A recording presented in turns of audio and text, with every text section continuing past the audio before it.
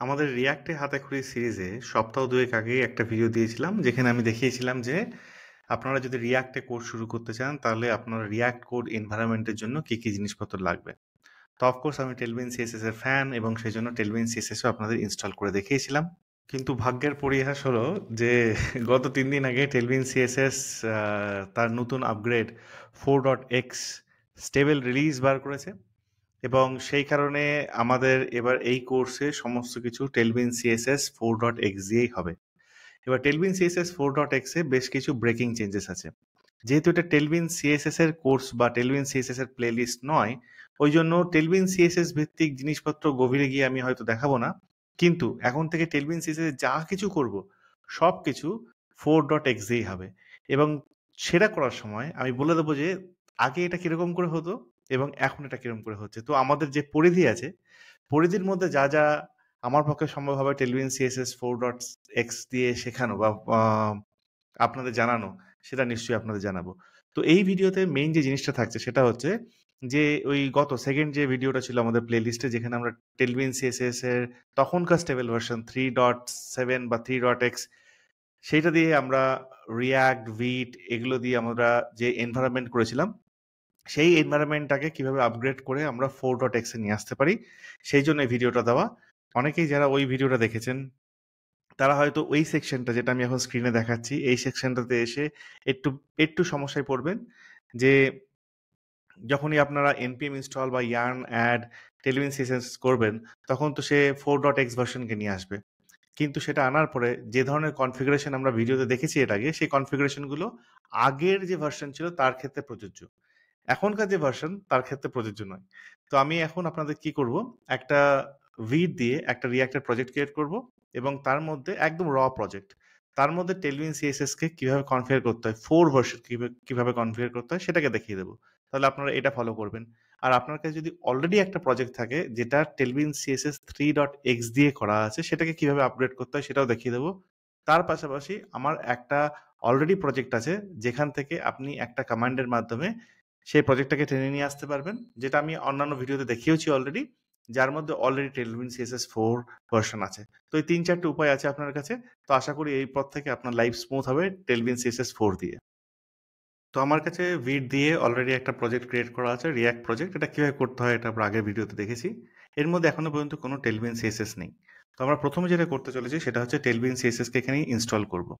এবারে বলে রাখি, যখনই আমরা ডেভেলপমেন্ট করছি আমাদের ডেভেলপমেন্ট যে এনভায়রনমেন্ট সেটা যতটা আপগ্রেডেড এবং আপডেটেড হতে পারে ততটা বেটার। তো নোড ভার্সন আপনারা আগেই বলেছি যে যতটা সম্ভব লেটেস্ট সেটাকে ইউজ করবেন, that is the best thing to do. তো আমার কাছে নোট ভার্সন 22.12 আপাতত ইনস্টল আছে। এবারে আমরা কি করব, আমরা চলে যাই হচ্ছে কমান্ড প্রম্পট। এখানে এসে আমরা বেশ কিছু ইনস্ট্রাকশনস ফলো করব। সেই ইনস্ট্রাকশনসগুলো আছে টেলভিন সিএসএস এর ডকুমেন্টেশন। এটা হচ্ছে 4.0 এর ডকুমেন্টেশন, যেখানে ইনস্টলেশন গাইড আছে। বেশ কিছু জিনিস চেঞ্জ হয়েছে, যেমন tailwind.config.js ফাইল, যেটা টেলভিন সিএসএস এর একদম হার্ট ছিল, যাকে বলে হৃদয়। সেই tailwind.config.js ফাইলকে ছুঁড়ে ফেলে দেওয়া হয়েছে। টেলভিন সিএসএস এর টেলভিন সিএসএস 4.0 তে tailwind.config.js ফাইলের কোনো অস্তিত্ব নাই। তো সেই কারণে আমরা বেশ কিছু জিনিস দেখব যে যেগুলো হয়তো আগে কাজ করছিল বা আগে আমরা খুব ভালোভাবে ইউজ করছিলাম, সেই জিনিসগুলো এখন আর আমাদের লাগবে না। তো চলুন আমরা একে একে এই ইনস্টলেশন প্রসেসগুলোকে ফলো করি।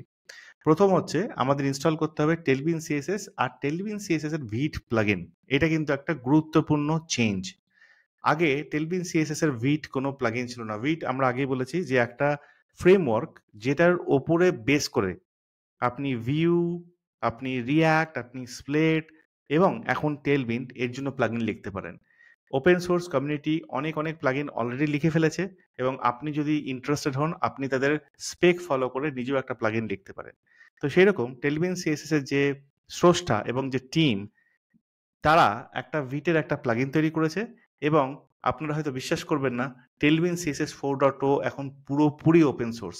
তার মানে আপনি যে কোনো টাইমে টেলভিন সিএসএস এর কোডে গিয়ে দেখতে পারেন যে এক্স্যাক্টলি কিভাবে টেলভিন সিএসএস কে লেখা হয়েছে। এটা একটা অসম জিনিস। তো এইবারে আমরা এই যে কমান্ড এটাকে কপি করি, টেলভিন সিএসএস স্ল্যাশ ভিট আমাদের ভিএস করে যায়, গিয়ে এখানে এসে আমরা করব ইয়ার্ন অ্যাড এটাকে আমরা ইনস্টল করছি। এবার এখানে একটা মজার ব্যাপার দেখুন, এই ইনস্টলেশন প্রথমে ফেল হয়েছে যেহেতু আমার নোট ভার্সন অনেক পেছানো আছে, আমি ইচ্ছা করে এখানে পিছিয়ে রেখেছি। এবার আমি নোট ভার্সনটাকে একটু বাড়িয়ে নিই। আমি এবার ইউজ করি 22.12.0। এইবার আমি আবার ইনস্টলেশনের যে কমান্ডটা সেটা দিই। এবার দেখুন ইনস্টলেশন হয়ে যাবে। দেখুন ইনস্টলেশন হয়ে গিয়েছে। এবং ইনস্টলেশন হওয়ার সাথে সাথে যদি আমি প্যাকেজ.json ফাইলে যাই, আমি সেখানে গিয়ে দেখতে পাবো যে টেলভিন সিএসএস 4.0 ইনস্টল হয়েছে এবং তার সাথে টেলভিন সিএসএস/ভিট এটাও ইনস্টল হয়েছে। তাহলে প্রথম স্টেপ ডান। এবারে আমরা আবার ডকুমেন্টেশনে যাই এবং সেখানে এসে আমরা দেখতে পাচ্ছি যে আমাদের কাছে তো vitconfig.js ফাইলটা আছেই। তার কারণ হচ্ছে ওটা আমাদের হার্ট রিয়াক্ট প্রজেক্ট ক্রিয়েট করার জন্য। তো সেখানে এসে আমাকে এখন ইম্পোর্ট করতে হবে টেলভিন সিএসএস ফ্রম টেলভিন সিএসএস/ভিট। টেলভিন সিএসএস/ভিটটা হচ্ছে একটা ভিট প্লাগইন যেটা টেলভিন সিএসএস এর জন্য দরকার পড়বে। তো আমরা এখন চলে যাব হচ্ছে আমাদের ভিএস কোডে, আবার vitconfig.js ফাইলটাকে খুলে নেব। যা আছে যথারীতি তার উপরে শুধুমাত্র আমরা এখন চালিয়ে দিচ্ছি টেলভিন সিএসএস এই জিনিসটাকে। তারপরে এই টেলভিন সিএসএস যে ফাংশন, এই ফাংশনটাকে আপনারা কপি করুন। এখানে যে রিয়াক্ট আছে রিয়াক্টের পাশে এটাকে এইভাবে ফাংশন আকারে লিখে দিন। এইটুকুই। ডকুমেন্টে গিয়ে দেখুন এখানে প্লাগইনসের মধ্যে টেলভিন সিএসএস কে এখানে অ্যাড করা হয়েছে। আমাদের ক্ষেত্রে রিয়াক্ট অলরেডি ছিল, কারণ হচ্ছে আমরা ভিটের সাথে রিয়াক্টকে ইউজ করছি অলরেডি। এবার রিয়াক্টের সাথে যদি টেলভিন সিএসএস কে ইউজ করতে হয় তাহলে অ্যারের মধ্যে রিয়াক্টের পাশাপাশি আমরা টেলভিন সিএসএস কে অ্যাড করব।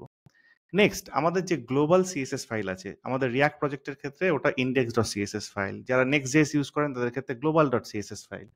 তার সেখানে গিয়ে শুধুমাত্র এই যে ইম্পোর্ট এটা দিলে লাগবে। এবারে যদি আমি চলে যাই হচ্ছে আমার ভিএস করে এসআরসির মধ্যে index.css ফাইল, এখানে যাবতীয় যা কিছু আছে সবকিছু আমি ডিলিট করি, শুধুমাত্র এই ইম্পোর্টটা এনাফ, এর বাইরে আর কিছু আমাদের কাজে লাগবে না। আপনারা যারা আগে টেলভিন সিএসএস ইউজ করেছেন তারা হয়তো জানেন যে অ্যাড টেলভিন করে আমরা 3 রকমের জিনিসকে ইম্পোর্ট করতাম, ইউটিলিটি, কম্পোনেন্ট এক্সেট্রা, বেস। ওইগুলোর আর কোনো দরকার নেই। শুধুমাত্র অ্যাড ইম্পোর্ট টেলভিন সিএসএস যথেষ্ট, অনেক সিম্পলিফাইড হয়ে গিয়েছে। আর একটা জিনিস কি, এখনো পর্যন্ত তো টেলভিন config.js কে আমি ক্রিয়েটই করিনি, তার কারণ হচ্ছে আমার লাগবেই না। যেহেতু টেলভিন সিএসএস একটা সিএসএস ফ্রেমওয়ার্ক, ওর জেএস এর সাথে কোনো সম্পর্ক থাকার উচিত নয়, ওই জন্য জেএস এর সাথে কোনো সম্পর্ক নেই। টেলভিন config.js ফাইল নেই। যেটুকু জেএস এর সাথে সম্পর্ক সেটুকু হচ্ছে ভিটের যে প্লাগইন, সেই প্লাগইন দিয়ে আমরা ইন্টিগ্রেট করেছি। চলে যাই আরেকবার আমাদের ডকুমেন্টেশনে।